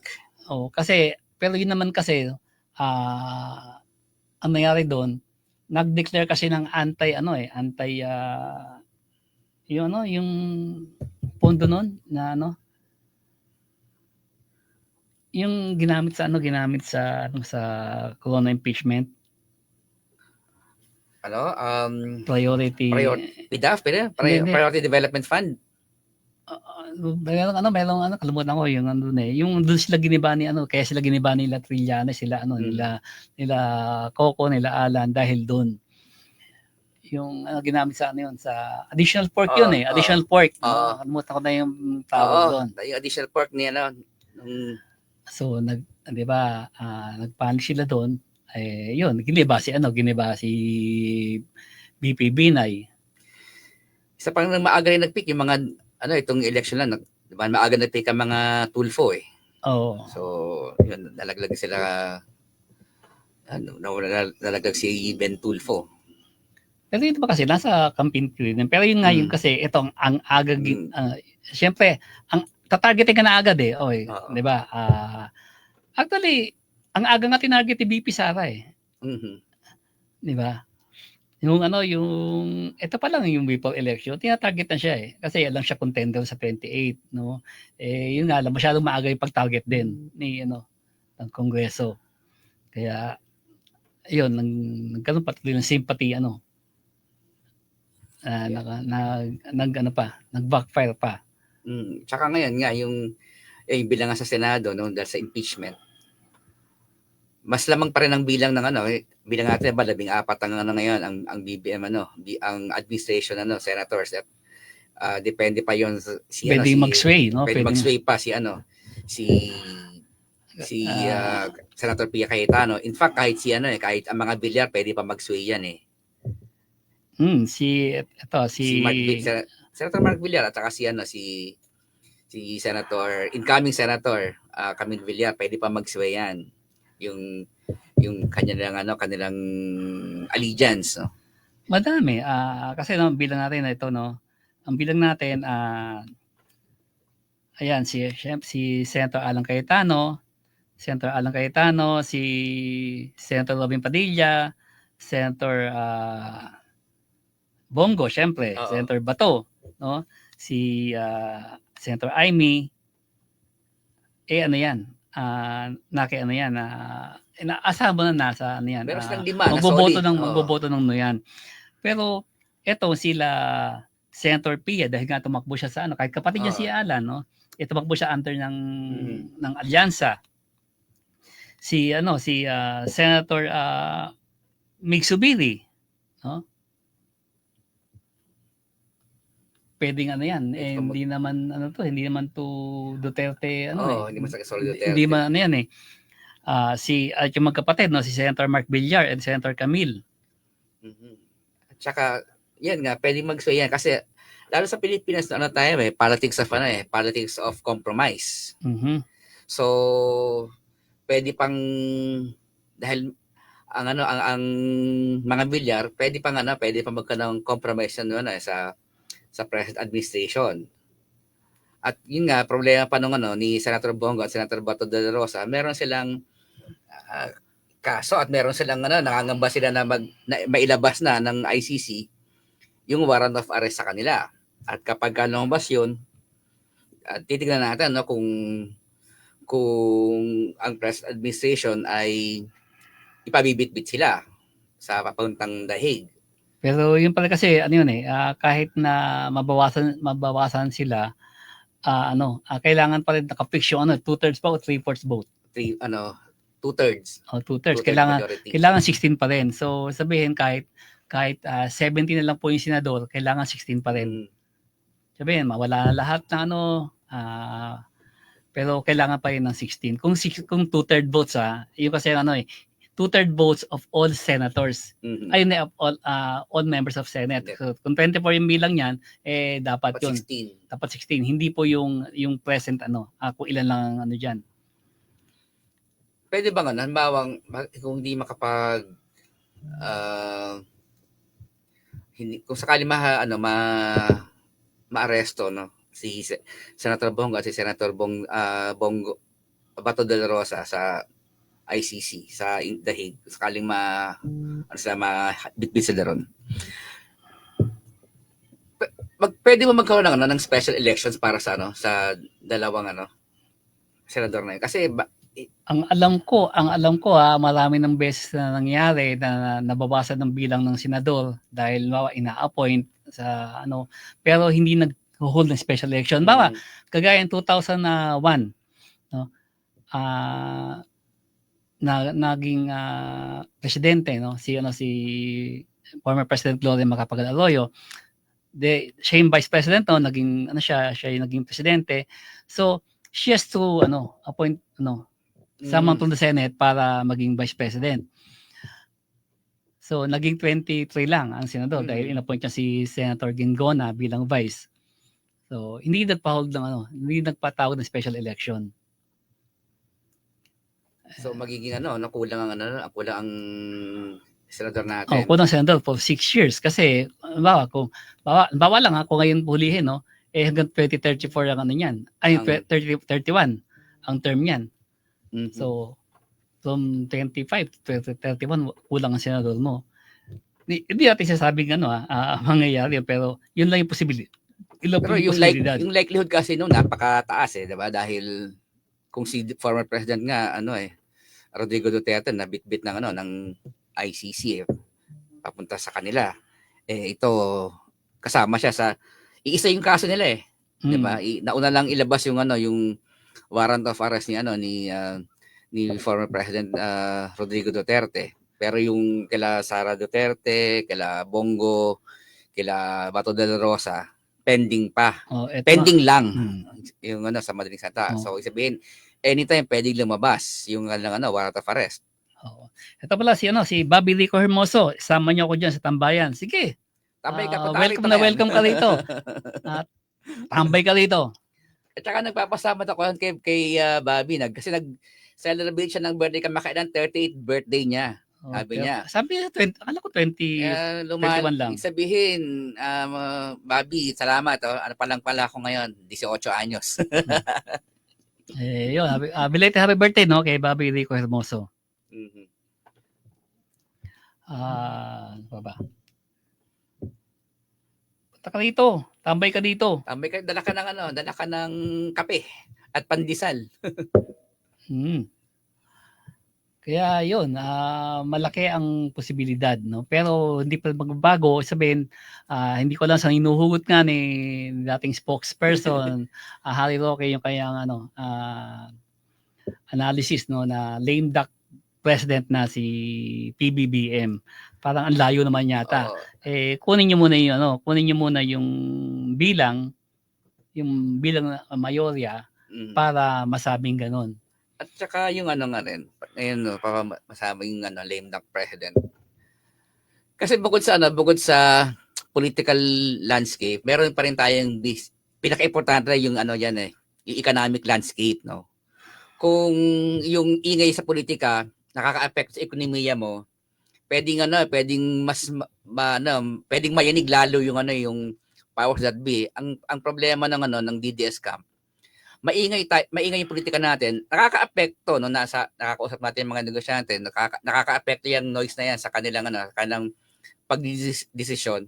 Pero alam din nila na gumaganda naman yung ekonomiya, maganda yung maganda sa pagninegosyo nila yung ano, yung administrasyong Marcos. In fact, yung ano natin, 'di ba, yung inflation natin nung April nasa 1.2% lang. At yung ekonomiya natin one of the strongest in Asia. Sabihin maganda pa rin yung pag ninegosyo, maganda pa rin yung ekonomiya natin. So hindi yung sila ngayon tahimik, hindi sila nakikigulo sa sa away politika. Bakit? Masaya kami ngayon eh. Maganda yung kanilang kabuhayan eh. So yung loyal, yung ano nila, yung allegiance nila, hindi mo sila kayang anuhin ngayon, isway na magpondo o magbigay ng suporta, financial support sa mga aktibidad na magpapagulo o magpapabagsak sa Marcos administration. Kaya nga usually ginagamit yung ano na yan na lame duck president kapag sa last few months ng isang sitting president, kasi ayun, bawa mayroon ng nakikitang kapalit na malakas kandidato for next president at naglilipatan na ng kanyang loyalty ng allegiance yung mga opisyal. Siyempre, bawa makakapekto sa budget, allocation, lahat apektado na. So parang katag diyan nagiging lame duck na yung presidente, parang wala na siyang control. Sa ngayon, una, napakaaga, pangalawa, mayorya pa rin, no? Kasi mas sa Kongreso, kasi sila yung may hawak ng di ba? Sila yung ng batas, sila yung mag-approve ng budget. Mayorya pa rin po ang nasa administration. So kontrolado pa rin po nila ng administration yung pagkapatakbo ng bansa. Hindi ko makita saan hinuhugot ni dating spokesperson Harry Roque yung terminong lame duck president. Kasi we're not seeing a change sa leadership ng Kongreso sa House. Kahit sa House. Expect natin na and kahit sa Senado. Martin Romualdez will retain his position as House Speaker. Even sa sa Senado, sa mataas sa kapulungan, we are not seeing a major diyan eh. Kung magkaroon man ng pagbabago kahit sa Kongreso, kung magkaroon man ng pagbabago ng speakership, naniniwala ako na ang maupo diyan ay alyado pa rin ng administrasyon. Dahil wala pa rin silang bilang yung bagong posisyon, yung mga Duterte, para mag-install ng bagong speaker. Ganoon din po sa Senado, yun nga, di ba? Wala pa rin silang bilang para kaya nga baka syempre, alam naman natin pag agawan niya ng mga juicy chairmanship juicy committee chairmanship, And sana nga, kanya sabi namin, sana mawala na kay Senator Amy yung committee on senior citizen. Kasi inupuan niya lang talaga eh. And sigurado ko mawawala yan yung pati yung Committee on Justice, Oo. Baka sa kanya yun siya ba Committee on Justice? Di ba yung mawawala yan. Lalo yung huling niya, di ba, huling hearing niya, medyo nagka-iringan sila doon di ba, ni Senate President Jesus Cordero. Hindi, tsaka ito naalala ko, yung kay Senator De Lima dati, di ba? Siya ginawang kasi si Senator Coco Pimentel, para makuha niya yung Senate presidency, gumawa siya ng koalisyon sa within Senate. Kinuha niya yung mga pink lawan na sorry sa term, pero yung puro kasi accepted na ngayon eh. At yung tawag na sarili nila, pink lawan. Diba? Kinuha niya yung support ng pink lawan, kasama doon si Senator De Lima. And compromise doon, gawin mo ko chair ng Committee on Justice. Tandaan po natin noong time na yun PDP laban, tumakbo si Pangulong Duterte, Pangulong Duterte, at ang presidente noon ay si Senator Coco Pimentel. So ginawa niyang committee chair si Senator De Lima, na alam niya anti-Duterte. Ang una pong inimbestigahan ni Senator De Lima sa kanyang Committee on Justice ay si Pangulong Duterte. Kaya yun, pagbalik, nagkaroon ng kaso si Senator De Lima De Lima. ng sa droga, Sa droga. hanggang sa nakulong siya. Pinakulong siya ni Duterte at pinakawalan naman siya ni under administrasyon ni BBM. Hindi pamali di ba? Dito mo nilagay mo tapos inimbestigahan yung presidente mo. Kaya tingin ko magkakaroon ng rigodon. Diyan sa mga committees. Yun lang siguro hanggang committee hanggang committee level lang. So kaya mahirap yung sabi ni marami naman din sabi itong si Harry Roque na mahirap paniwalaan eh. Meron pa siya dati sabi people power sa wala man nangyari. Dumating siya lang mag-isa. Dumating siya mag-isa. Sabi mga vloggers niya. Nung hinuhukay literal si Pastor Kibuloy sa Davao. Sabi people power na sa Davao. 16 days po hinukay literal na hinukay si Pastor Kibuloy sa Davao City. Wala po tayong nakitang mass up na para masabi natin may people power nga sa Davao. Yun puro Saka syempre inaasahan din naman, expected naman yun na sa Davao mananalo pa rin sila Hawak pa rin nila yun Meron silang doon solid group. Yun nga lang pati doon sa District 2 na kung saan dati hindi natatalo mga Nograles. Yun. Natalo din ang Nograles doon. Anyway, yun. Pakilala mo tayong istasyon ulit. Makakatambay, magbabalik ang Tambayan. Magpakayali.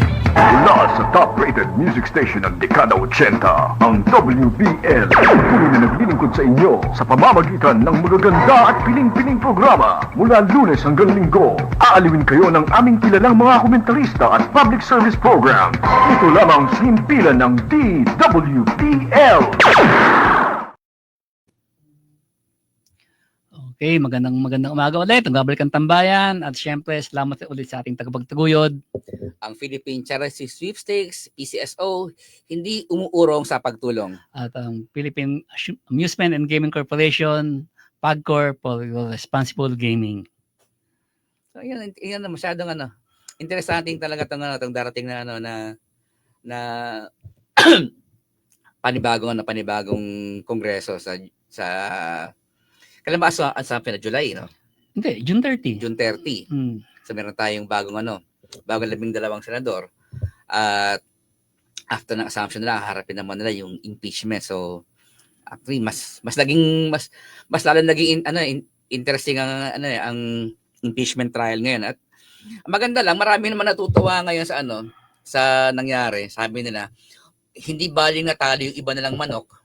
Ang importante hindi nakapasok yung sila Philip Salvador, yung mga walang binabagit na plataforma Willie Rebellion para nakaka-insulto na kasi sa ating mga Pero ang qualification na sumayaw at isa naman tanungin mo ng anong plataforma mo?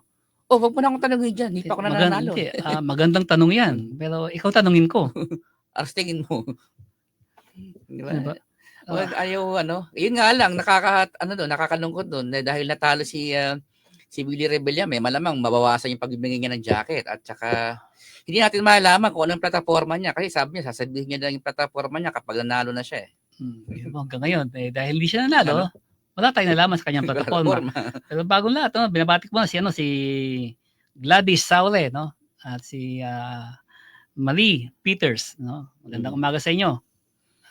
Mga co-parents ko rin yan. Pababati rin si Selly Manalo Lagmay at si Catherine Gases dyan sa Taytay at sa Ango. Good morning mga sis. At si Ate Menchi nanonood din siya. Good morning daw. Yung nga, sabi nga niya tawag dito sana mapasa nga yung bill para sa senior citizen. At yun sana nga. Carla Rivera. Si Lorraine Manalang, Jania Hernandez, Perlita Santos. Magandang umaga sa inyo.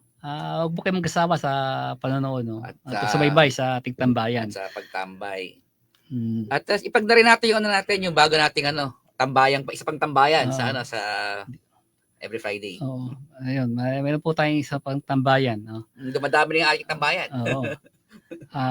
Yun basta yung ano po, yung ating Daily Chronicle, no?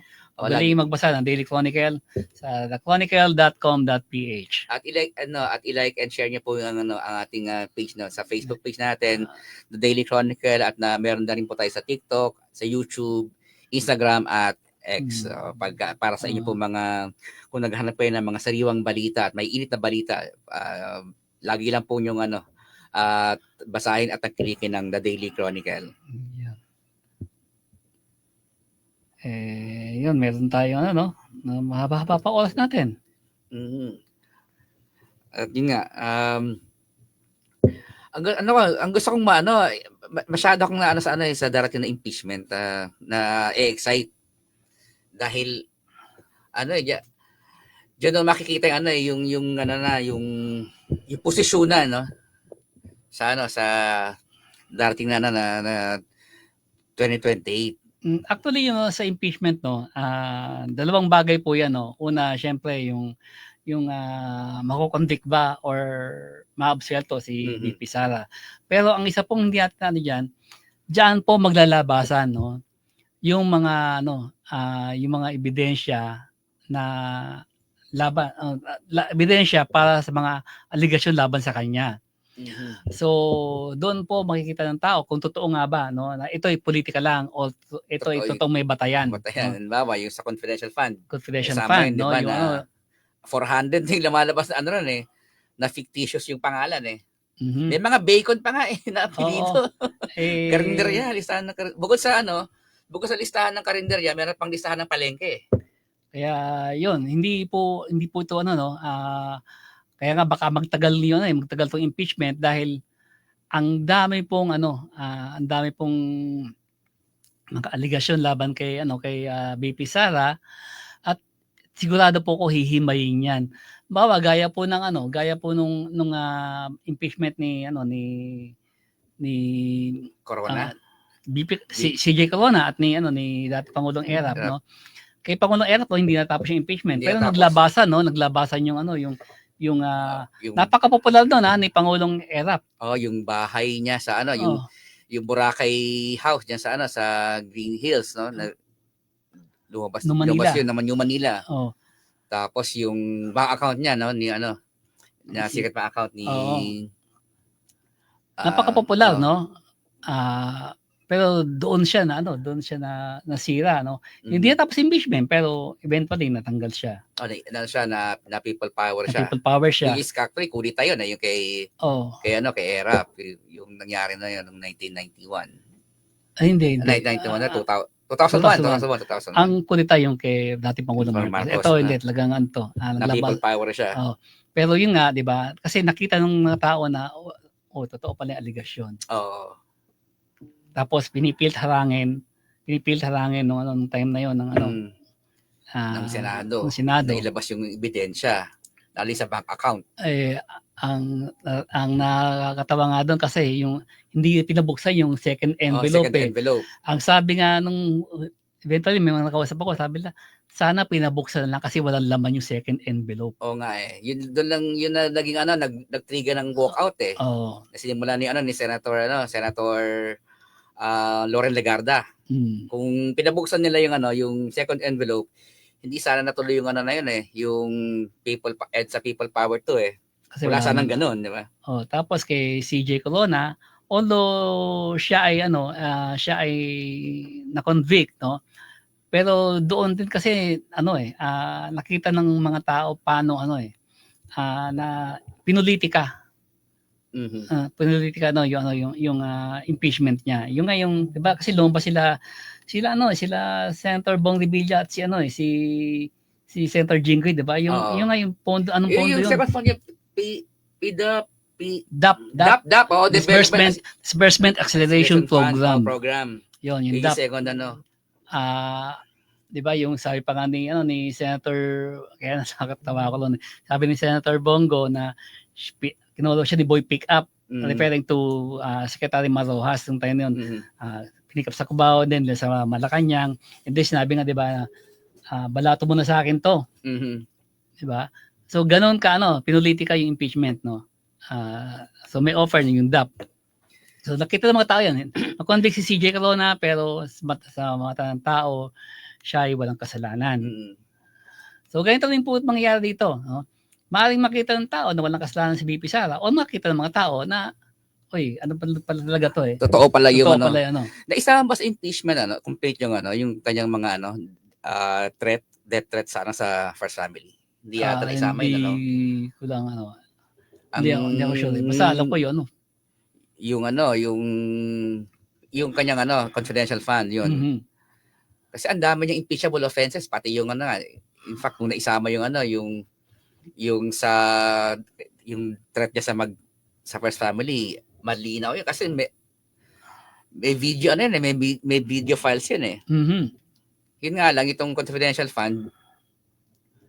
Ang dami, merong bukod sa chichire sa Sari Store, meron yung lumabas yung huli yung palengke names na meron pang bacon. And kailangan niyang harapin to kasi impeachment court to.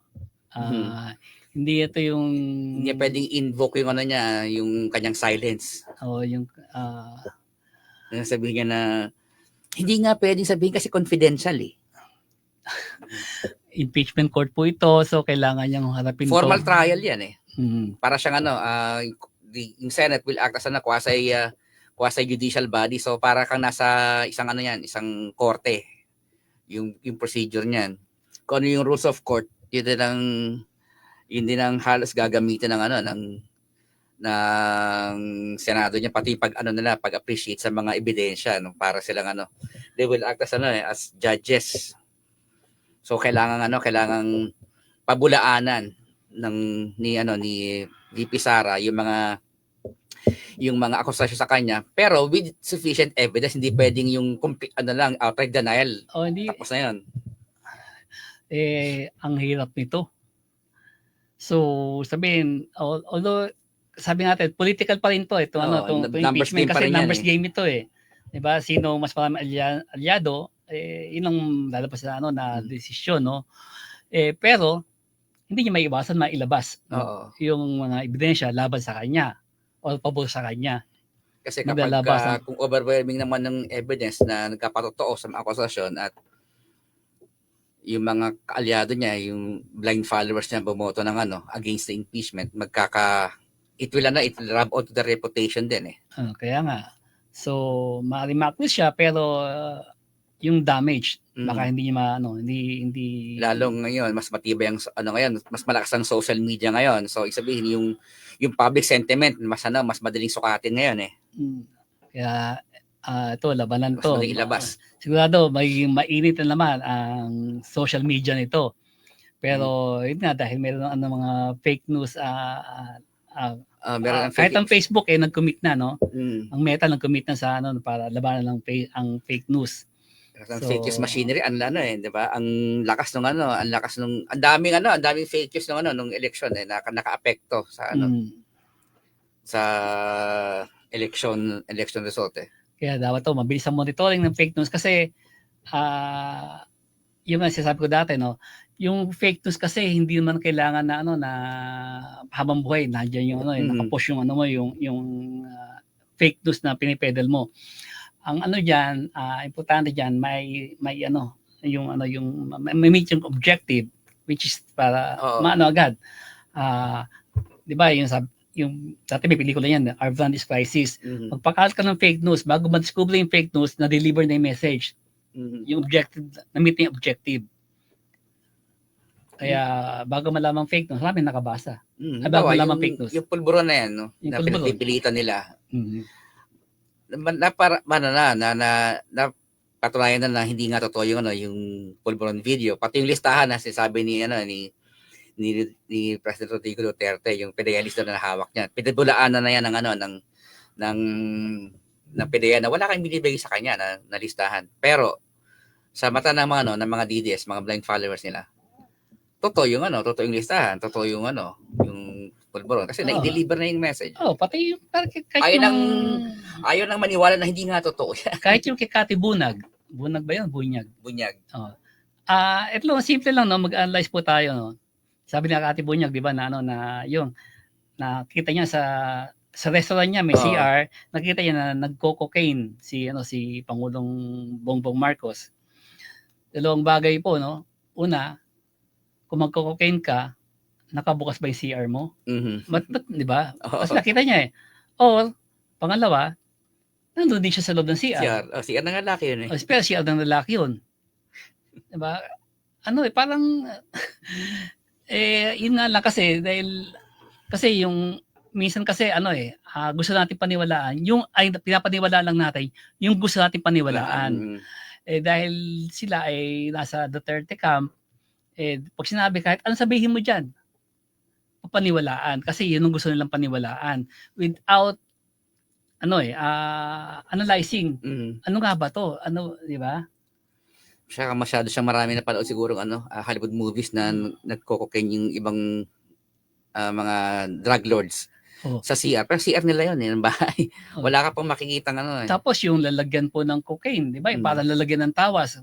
Bumili po kayo tawas sa palengke, ganun na ganun lalagyan. Mhm. Napaka-cheap na ba nung kung cocaine na yun. Pero pinaliwalaan pa rin. 'Di ba? Di sa Pilipinas, hindi man ganun karampat ang cocaine. Dahil una, napakamahal. So, sabihin yung mga users niyan, sobrang patago yan. Sobrang elite. So, hindi mo makikita yan na openly sa CR na gumagamit. Diba? Tapos yung mismo itsura, Mhm. 'di ba? Ang layo eh. Hindi sige, medyo hawig. Pero tingnan mo yung features ng mukha, ang malayo kahit Oo. yung sa tenga pa lang, sabi nga ni Secretary Benhar Abalos kinukontra niya yung principle ng aging. Mhm. Dahil humaba yung tenga imbes na Si Kim Jong-il yata yun. Di fake. Kaya pero kasi yun ang gusto paniwalaan mo, 'di ba? Saka yun nga, diba, yung naglabasan na nga, diba, meron ng tumistigo dyan na nag-meeting sila sa Hong Kong, sila mga vloggers. Oo. Binili sila ni Yung Pebbles, diba? Yung Pebbles, ni Harry Roque na sa kanya galing yung video. video na yan. Sa nagpalabas. Kaya sa dating na lamang pa rin po ang bilang ng administration Senators. sympathetic senators, no? So, sa minimum nasa 14, Mhm. no? Maaari hindi ma-convict si BP Sara, pero Definitely it will hurt her. oh, Dahil maglalabasan yung yan. fireworks Ebidensya, to sa Senate, Mhm. ay maglalabasan dito. So, kahit po siguro naman kahit na ikaw ay hardcore kung makikita mo na ganito yung ebidensya na hinaharap, baka po mauga yung pundasyon ng mga paniniwala ng mga DDS dito. Kung or on the other the other hand, baka naman makitang peke rin yung mga ebidensya, masway din yung either all naman yan So makikita natin yan sa dati na During a trial. Pero yun nga, kung ano man ang mangyari, pag simula na yan, pag naglabas na yung mga ebidensya dyan, pwede masaktan yung kampo ni Sara Duterte kapag naglabas ng mga ebidensya, or pwede masaktan naman ng BBM na papatunayan, kung mapapatunayan nila na politically motivated yung impeachment na yan. Kaya lang, kailangan nila ng ebidensya para patunayan yan. Yun. So, yun pa, busa pa natin oras, no? Batiin mo natin ulit yung natin. Yung mga katambay. Yung mga katambay. Si Carla Rivera, thank you po. Good morning sa iyo, Carla. Sila Arnold Antonio, sila Yania Hernandez, God bless po sa inyo. Sila Perlita Santos, nabati na ba natin to? Sila Orlando Esteban, no? Si Joe Antigno, nagpapa-shoutout. Si Dindo Danao, nagpapa-shoutout din. Jessica Itable, good morning. At si Oka, good morning. Oh, good morning, Oka. Kumusta ka? Si Elson. Si Elton, no? Si Elton, si Elton. Good morning sa inyo. Nanonood sila ngayon. And syempre, yung ating mga tagapagtaguyod, no? Huwag natin kalimutan. Baka mawalan tayo ng Ang PCS, Philippine Charity Sweepstakes office. hindi umuurong sa pagtulong. At syempre, ang Philippine Amusement and Gaming Corporation, PAGCOR, for your responsible gaming. Yan. So, At mga katambay. ayun, siguro, kita-kita po ulit tayo sa sunod na linggo. Sa no? linggo, ayun. Mas ano na yan, mas malinaw na kasi Ah. siguro by next week formally proclaim na yung 12. Although Mhm. ngayon alam na natin yung resulta, kailangan pa yung i-canvas yung yung resulta ng mga balota, yung certificates of canvas. So, Tsaka yun, baka meron tayong update next week tungkol doon sa kaso ni Pangulong Duterte, Duterte. o Mayor Duterte, Mayor-elect Duterte. Mayor-elect. Kung anong mangyayari, no? Kung siya ba hindi makapag-oath taking, o paano mangyayari doon sa sino mag-a-assume ng office. So mga katambay, maraming salamat sa inyong pagtambay sa ating paboritong tambayan. Dito lang sa DWBL 1242 sa inyong kalapitan. Maraming salamat. See you next week. See you next week, next Wednesday. Next Kita-kita Wednesday. ulit.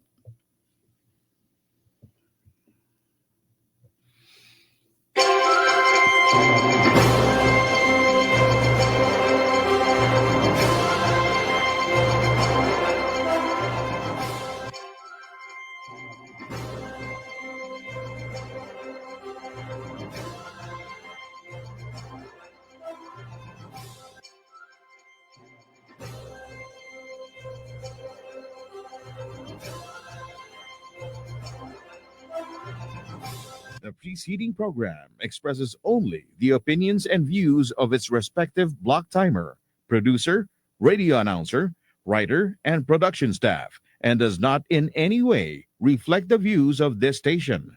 The station has advised the programmers to abide by broadcast laws and KBP rules. W